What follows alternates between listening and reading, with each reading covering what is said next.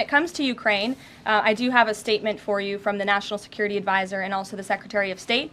First, I'd like to reiterate what the President said earlier following his call with President Zelensky this morning. He said he just completed a very good telephone call with President Zelensky. It lasted approximately 1 hour. Much of the discussion was based on the call made yesterday with President Putin in order to align both Russia and Ukraine in terms of their requests and needs.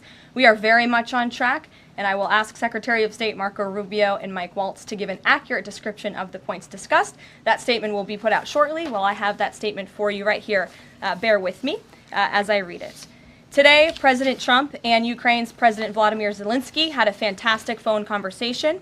President Zelensky thanked President Trump for a productive start for the work of the Ukrainian and American teams in Jeddah on March 11th.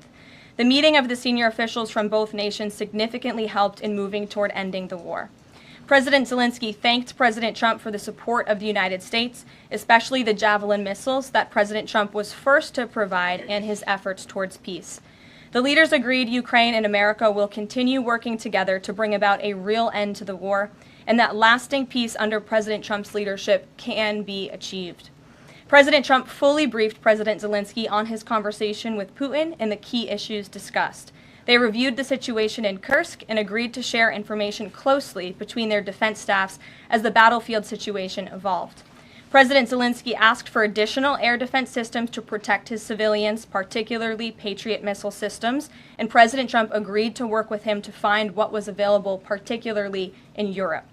The two leaders also agreed on a partial ceasefire against energy.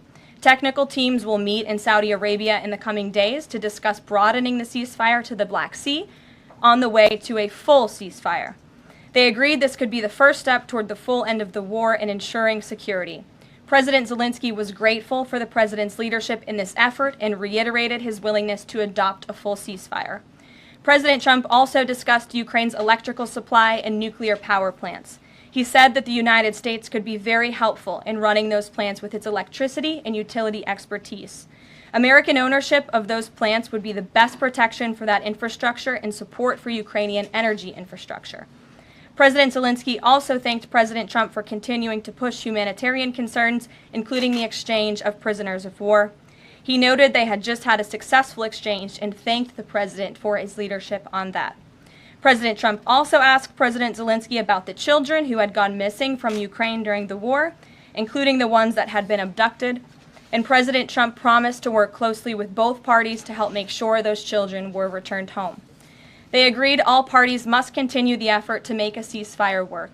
The presidents noted the positive work of their advisors and representatives, especially Secretary Rubio, National Security Advisor Mike Waltz, Special Envoy Kellogg, and others. The presidents instructed their teams to move ahead with the technical issues related to implementing and broadening the partial ceasefire. The presidents instructed their advisors and representatives to carry out this work as quickly as possible. The presidents emphasized that in further meetings, the teams can agree on all necessary aspects of advancing toward lasting peace and security. That is a lengthy statement that was just given to me, so thanks for bearing with me. Our office will, of course, provide this after.